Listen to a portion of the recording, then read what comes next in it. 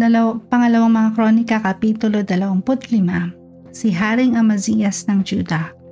25 taon si Amazias nang siya'y maging hari at 29 na taon siyang naging hari sa Jerusalem.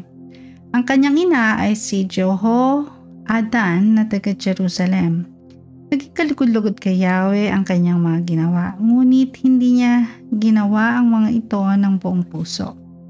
Nang matatag na siya sa kanyang paghahari, ipinapatay niya ang mga tauhan niya na pumatay sa kanyang amang hari. Ngunit hindi niya pinatay ang kanilang mga anak alinsunod sa utos ni Yahweh na nasa aklat ni Moises na ganito ang sinasabi: hindi dapat parusahan ng kamatayan ang mga magulang dahil sa krimeng nagawa ng mga anak ni ang mga anak dahil sa krimeng nagawa ng mga magulang. Ang mismong may sala lamang ang siyang dapat patayin. Digmaan laban sa Edom. Pagkatapos tinipon ni Amazias ang mga lalaki sa Juda, ay pinangkat-pangkat ayon sa kani-kanilang angkan. Ginawa rin niya ito sa lipi ni Benjamin. Bumuo siya ng mga pangkat na libo-libo at ng mga daan-daan. Nilagyan niya ang mga ito ng kanya-kanyang pinuno. Pagkatapos, ibinukod niya ang mga kabataang may 20 taon, ang gulang pataas, at nakatipon siya ng 300,000. Lahat ng ito'y handang makipagdigma at sanay humawak ng panangga at sibat.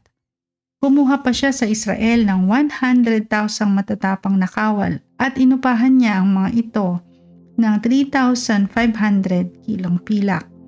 Ngunit may isang lingkod ng Diyos na nagpayo sa kanya ng ganito: mahal na hari, huwag po ninyong isasama ang hukbo ng Israel sa inyong pagsalakay sapagkat hindi na po pinapatnubayan ni Yahweh ang mga Eframitang iyon. Maaaring iniisip ninyo na palalakasin nila kayo sa digmaan, ngunit ang Diyos ang nagbibigay ng tagumpay o pagkatalo. Ipapatalo niya kayo sa inyong mga kaaway. Sinabi ni Amazias sa propeta: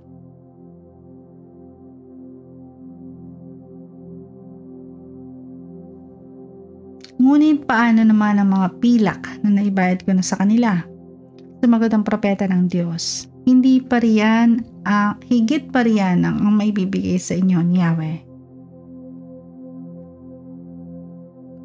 Pinauwi na nga ni Amazias ang mga kawal na mula sa Ephraim.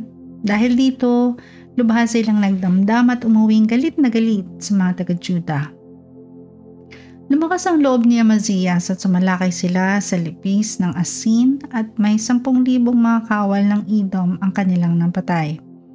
Ang 10,000 na kanilang nabihag ay dinala nila sa itaas ng bangin at inihulog mula roon, kaya namatay ang mga itong bali-bali ang mga buto. Ang mga kawal naman ng Israel na pinauwi ni Amazias na sumalakay sa Juda mula sa Samaria hanggang Beth-horon, pinagpapatay nila ang 3,000 mamamayan doon at nag-uwi pa ng maraming samsam. Pagkatapos nilang malupig ang mga Edomita, kinuha ni Amazias ang mga Diyos-Diyos ng mga ito at dinala sa Jerusalem. Kinilala niyang Diyos ang mga iyon, sinamba at hinandugan. Ikinagalit ito ni Yahweh, kaya sinugo niya ang isang propeta at sinabi kay Amazias: bakit ka sumamba sa mga Diyos ng ibang bansa na hindi nakapagligtas sa kanilang sariling bayan mula sa iyong kapangyarihan? Nagsasalita pa ito'y sinabi na sa kanya ng hari: kailan pa kita ginawang tagapayo ko?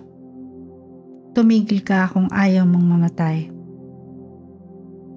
Bago tumahimik ang propeta, sinabi muna niya ito: alam kong pupuksain ka ng Diyos dahil sa ginawa mong ito at dahil hindi ka nakinig sa aking payo. Dinigma ang Israel. Si Amazias na hari ng Juda ay nakipagpulong sa kanyang mga tagapayo. Pagkatapos, nagpadala siya ng mensahe kay Joas na hari ng Israel na anak ni Joas at apo ni Jehu. Hinamon niya ito ng labanan. Ito naman ang sagot ni Joas na hari ng Israel. Ang dawag sa Lebanon ay nagpadala ng sugo sa cedar ng Lebanon upang sabihin, "Ang anak mong dalagay, ipakasal mo sa aking anak." Ngunit may dumaang mabangis na hayop mula sa Lebanon at tinapakan ang dawag. Sinasabi mong natalo mo ang Edom at pinagmamalaki mo iyon. Mabuti pa'y tumigil ka na sa bahay mo. Baka lumilikha ka ng gulo na ikapapahamak mo at ng iyong bayan. Ngunit hindi ito pinansin ni Amazias sapagkat kalooban ng Diyos na mahulog sa kamay ni Joas ang Juda.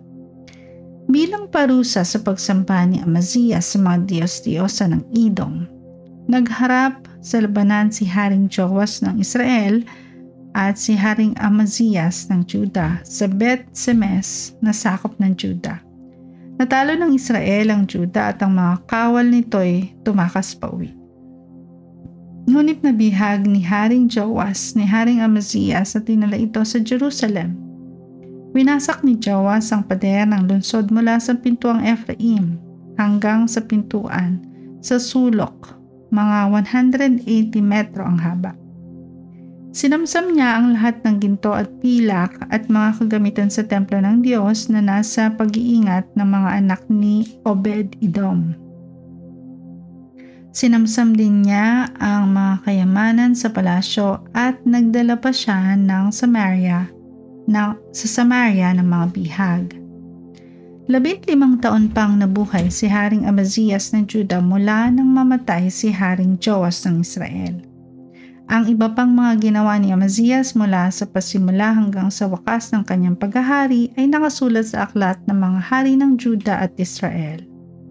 Mula nang sumuway siya kay Yahweh, nagkaroon ng sabwatan sa Jerusalem laban sa kanya kaya tumakas siya patungong Lakis, ngunit sinundan siya roon at pinatay. Ang kanyang bangkay ay isinakay sa kabayo at inilibing sa libingan ng kanyang mga ninuno sa lungsod ni David.